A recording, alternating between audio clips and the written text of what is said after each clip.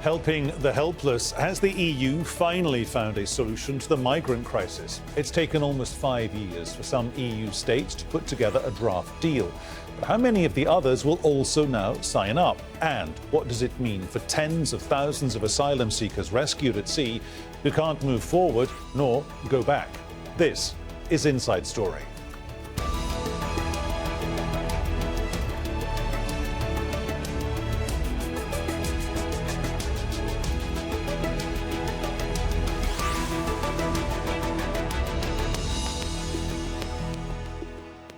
Hello and welcome to the programme. Today with me, Peter Dobbie. October the 3rd marks 6 years since the Lampedusa migrants tragedy. That was when more than 300 people died as their overcrowded ship capsized off the Italian coast. This year, and for the 6th in a row, more than 1,000 migrants and refugees have lost their lives in the Mediterranean. Those who've survived have either been detained, deported, or they're living in dire conditions. European countries receiving the influx are still debating how to tackle the crisis. A draft deal was reached last month by Germany, France, Italy, Malta and Finland on how to relocate people who have been rescued. They'll try to get other EU countries on board when they discuss the plan next week. One prominent figure in the crisis has told EU leaders their approach is, quote, shameful. Sea-Watch captain Karakoulaki was arrested and fined for illegally entering an Italian port with 53 rescued migrants after being trapped at sea for more than 2 weeks. Having to explain to the survivors we had rescued that the country and peace did not want them, that Europe, the so-called nest of human rights and civil liberties, did not consider them worth to touch its land. It was hard to be a European citizen in those days. It felt very shameful. Well, almost 80,000 people have risked their lives making the journey to Europe so far this year. Most arrived in Greece, more than 40,000 at the latest count. But camps there are already overcrowded, and that's being blamed for recent deaths. About 20,000 arrived in Spain. It is already struggling to accommodate thousands of migrants. Many are unaccompanied children with no work and nowhere to sleep. The number of migrants arriving in Italy rose in September, the first increase since the start of 2018. Despite hardline anti-migrant policies, Italy has taken in more than 7,000 people. All three countries say they need a plan to redistribute the migrants.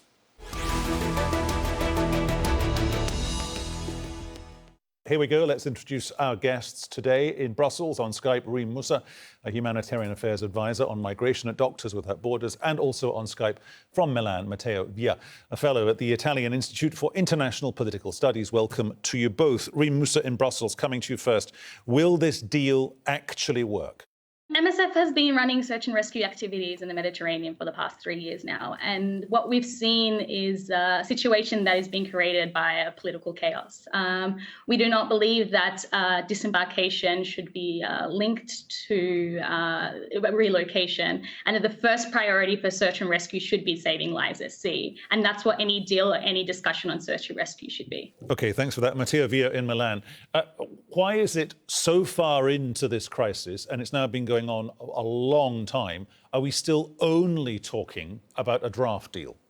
Well, the reason is there was no political commitment from many countries beforehand that are not first countries of arrival in Europe. And right now it's still a tentative deal because in the end, the commitment only comes from Germany, partly, I would say, and from France, maybe a little less warmly, and other countries still need to join, and this needs to be brought to the EU. And in the end, this is still a draft because it's quite novel and original. We could say it's untraditional because it's been discussed outside the EU framework and now it's being brought to the EU as a whole to be discussed. This has the risk of not flying that much because it only concerns the Central Mediterranean route, so arrivals to Italy and Malta, and disregards arrivals to Greece and Spain that right now are the majority of the irregular arrivals to Europe in this year. I'm intrigued, Matteo, why you describe it in the way you just have. I mean, it occurs to me, correct me if I'm wrong here, it's something of a workaround, i.e. the existing pan-European legislation when it comes to dealing with migrants/refugees is inherently flawed because it basically goes back to the aftermath of the Second World War. Yes, you're right. Not just that, we have actually, let's say, a rule in the EU, which is the Dublin regulation, that says that all asylum seekers coming from outside the EU should be processed by the first country of arrival. That's not exactly so, but mostly they should. And so in the end, countries of first arrival, Spain, Italy, Greece, have always asked other EU countries to come in and join in the solidarity and say, okay, we can take and relocate some of these and help you evaluate at least the requests and maybe take care of the returns of those who are not then in the end protected, and then protect those who are granted protection. But what's been happening instead is that there's been some chaos, and in the end, the only solidarity is let's say, an automatic solidarity from the fact that asylum seekers that arrive to Italy, Greece, and Spain in the end relocate themselves by doing other movements within the EU, but not legally. So yes, this is a workaround from a situation that's been there for years, and it's hard to move. Reem, in Brussels, if it does work, what kind of positive impact could it have on those countries who've been on the front line of this? I'm thinking here specifically about Greece, the Greek government as well, of course, and the Greek islands. Well, currently, as Matteo pointed out, the current discussions don't include Greece, even though the number of arrivals to Greece have increased quite significantly. The discussions are only really focusing on the central Mediterranean at the moment. And it is to solve this problem of this standoffs at sea that have been happening for the past year, which are created by this tension around going to a port of safety. And so we need to prioritize, once again, that when rescues are conducted at sea, the first thing that we should be focusing on is making sure that they have a designated port of safety. That should be the priority. And then people can be processed on shore and then relocated, but that's another discussion. We'll come to that in just a second, I'm sure, Reem. Well, as we've been mentioning here on Inside Story, Greece is bearing most of the burden of migration across the Mediterranean. The new Greek government has said it'll take a tougher stance on the crisis. It plans to deport 10,000 people to Turkey by the end of next year and relocate hundreds of camps on the Greek mainland. Matteo, we'll get into the nitty-gritty of deportations in just a second. But historically, looking back to when this crisis initially spiked, 4.5, 5 years ago now, why was it, or who took the decision that it would always be done on a case-by-case basis, not just a country-by-country basis, but literally a boat-by-boat basis? Well, this was actually, in the end, the boat-by-boat negotiation was actually the way in which the Italian deal has been dealt with since 2018. In the end, for Greece, there's been an agreement of sorts, a declaration, as Reem was talking about earlier. And this kind of declaration actually was never implemented fully, which implied that the regular arrivals arriving to Greece would be returned, and then the same amount, at least, of Syrians would be resettled to Europe, so taken from Turkey and then taken to Europe. So this never worked out. In the end, Greece only returned about 1,500 people of the more than 1 million persons who reached Greece, and more than 350,000 persons who reached Greece after this declaration. So this never worked. So the Greek government said, okay, we want to return 10,000 people right now.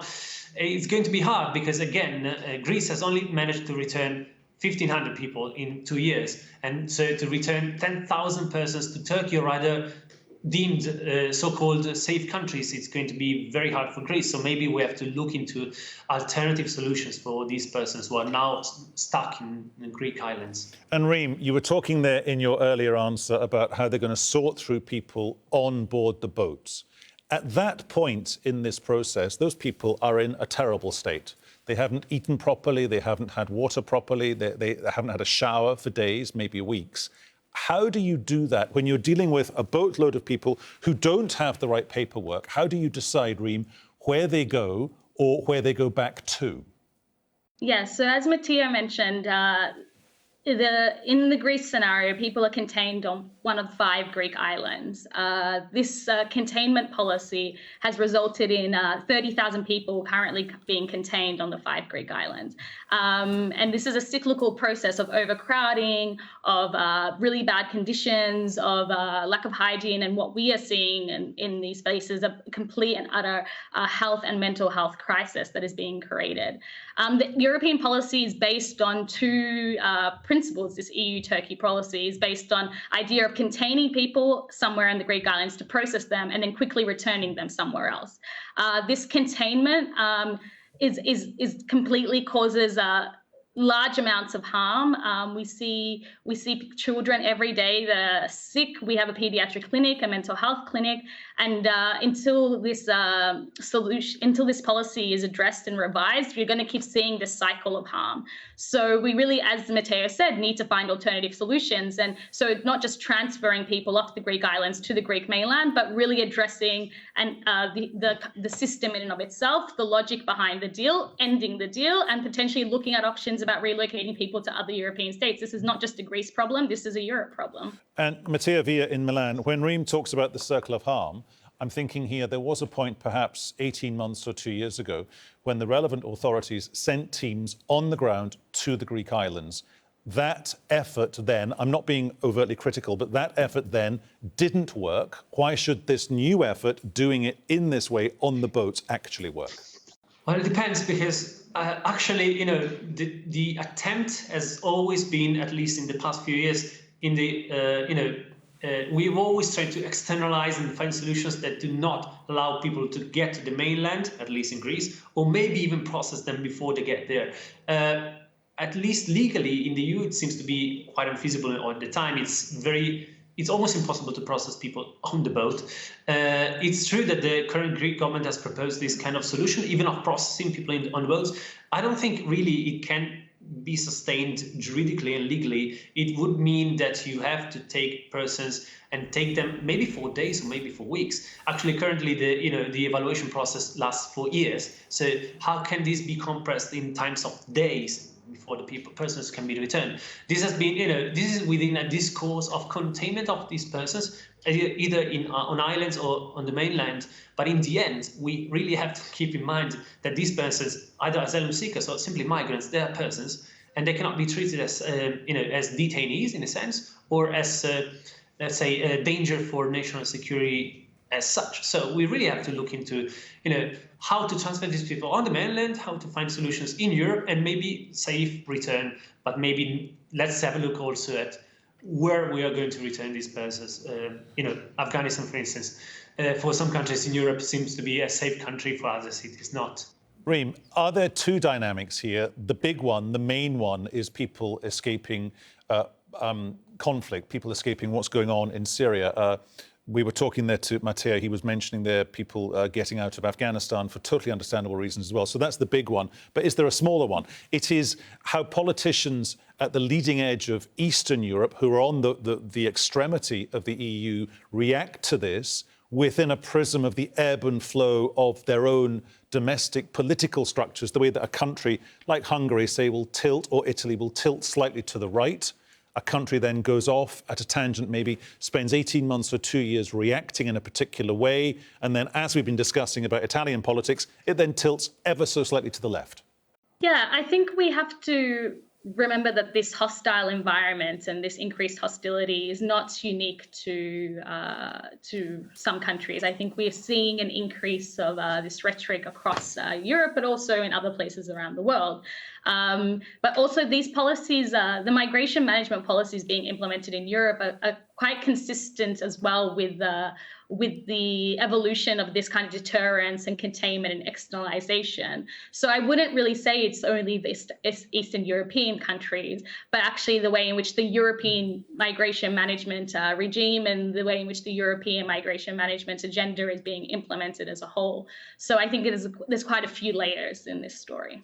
Is another one of these layers, Matteo, the way that certain Western European leaders are basically saying to those Eastern European leaders, I guess, there will be penalties involved. I mean, they're kind of adopting the moral high ground, but they're saying we're going to penalise other countries. How would they do it, and what would the penalties be? It's hard to say. In the end, as Reem was saying, the truth is Western governments have benefited and worked around and maybe with the Eastern governments for some time. No government right now, even the centrist parties in Europe, wants to have higher levels of migration.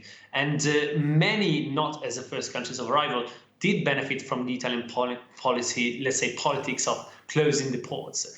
In the end, so this is the kind of I would say unfeasible and unsustainable balance that we reached, in which all of the EU wants to close the gates. So yes, when you say we want to punish those that do not participate in solidarity, it's mostly to relocate people who are already there. But in the end, in terms of solidarity at sea, what we've seen is that it is sorely lacking. And even now, for instance, with the changing government in Italy, there is no consensus on whether to go back at sea and take back and doing search and rescue operations, for fear that migrants would increase again. Reem, you seemed to be saying a couple of minutes ago here on Inside Story, deal with the problem at source. When it's the war in Syria, how do you do it? When it's the crisis, the ongoing situation of being an Afghan from Afghanistan, how do you do it? Yeah, so I think that today we have the highest levels of displacement in the world. So we have 70 million people displaced all over the world. But we have to remember a very small percentage of those people are actually arriving in Europe or even making the journey towards Europe. So to even have a language of a crisis or an emergency when, as you rightly pointed out, there's other places in the world where there's hundreds of thousands of millions of refugees. MSF works in many places around the world. So we also have to keep this in perspective, and we also have to center a humane approach. We have to center an approach in which people can access their rights to seek asylum. They are able to be individually assessed. And in the meanwhile, they're not trapped in detention centers. They're not trapped in containment camps where their health and well-being is deteriorating every day. There's currently 4,000 children on the Greek islands, unaccompanied minor children on the Greek islands, and there's no solutions for them to be living anywhere that's safe for them. So we really need to make sure that we have an approach where we're actually, keeping things in perspective, and we're making sure that the people that do arrive in European shores have access to the humanitarian assistance that they need. In case we sound like we're criticising this core structured plan, Matteo, is there a sense in which perhaps it may just be the beginning of a common across the EU migration policy? I'm quite skeptical of that, but let's try to strike a positive note, right? So yes, it's true that if you compare this situation to the one of just 2 months ago, it's really incomparable in terms of how many steps Italy has done to de-escalate the situation, and other countries did in order to help Italy that was perceived as being, that perceived itself as being left alone. So it might be. The truth is, the Dublin regulation, so this rule that means that, most migrants will need to be processed by first countries of arrival, will stay there probably in the future, and we have to work around it. And the second thing is, the truth is, the EU does not have a common migration policy when it comes to irregular arrivals, and it always deals with them by, saying too many, even 1,000 is too many. So we have to look at that approach, but it's always in the hands of the member states. So yes, we can be positive, but only if member states just do not start not looking just at the short term, but also look at mid to long term solutions, which must mean that the Mediterranean is seen as a sea that will always be a crossroads for migration. And so for that, we will have to have a public system of search and rescue in place that makes it sustainable and avoids unnecessary death. Do you share, Reem, that negativity from Matteo in Milan, in as much as it may not be a common policy across the EU, but can I suggest to you that it's got to be? I mean, 2015, we're talking about 1.3 million people. We really need to find solutions. I think a lot of the problems that we're discussing, though, are not linked to the numbers of people that are arriving. They're not linked to the situation that the people that are arriving in. They're actually linked to the political crisis, and I think that's what Matteo is touching on. That there's a lack of other countries stepping up. There was a political crisis that was de-escalated. As I said before, we have to keep this in perspective. I don't like talking about numbers because I think that's a secondary point, but the numbers are very small. Yet you have people dying in the Mediterranean Sea at a ratio that we haven't seen before. And why is that? That is because there's no boats currently doing proactive search and rescue, when before 2015 that was the case. So we have to also make sure that we are not also buying into the political crisis that are being created, and that we're looking for humanitarian solutions. We're being rational, we're being pragmatic, and we're making sure that we're centering the needs of people at the heart of the conversation, which often gets lost. OK, there is this elephant in the room, Matteo, the voluntary aspect of what we're talking about and what we think this deal may or may not become. Would it work, or would it be helpful to say Poland and Hungary, if the EU centrally said, we will throw money at this, and that would then presumably send the right signals to the Greek government, which brings us back to Lesbos. 24,000 people who came out of boats and they've ended up on Lesbos. They can't go back and they can't go forward. Yeah, you're right. You see, the problem here is that in the end, this kind of deal is not linked to Greece in any way. So for now, this tentative deal, yes, it is voluntary, but it also does not go to helping Greece and Spain unless we negotiate this kind of agreement that it's not only Central Mediterranean routes, so those who disembark in Italy and Malta that are involved, but also Spain and Greece. Let's suppose that this happens, then yes, it might help to throw money at it, as you say.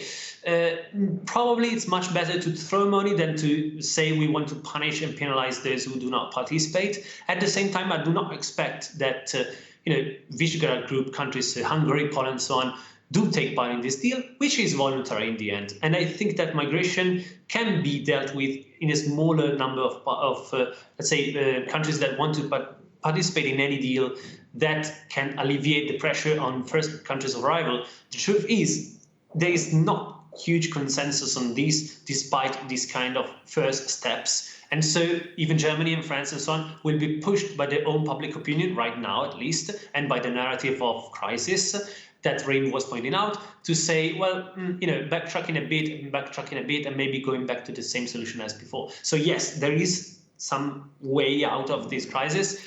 It will be, it will entail minor steps along the way for years, I think. And here on Inside Story, we've just been joined from Birmingham by Marianna Karakoulaki, a researcher on violence and borders at the University of Birmingham. Marianna, welcome to you here on the programme.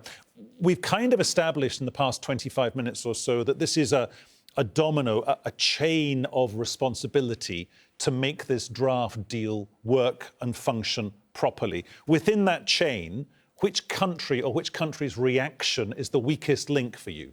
It's a bit complicated, but I think Greece's reaction is the weakest link because they don't seem to have an actual plan that will respect human rights. But at the end of the day, it's the EU's responsibility to take some action and do actually something. How can it be made to work?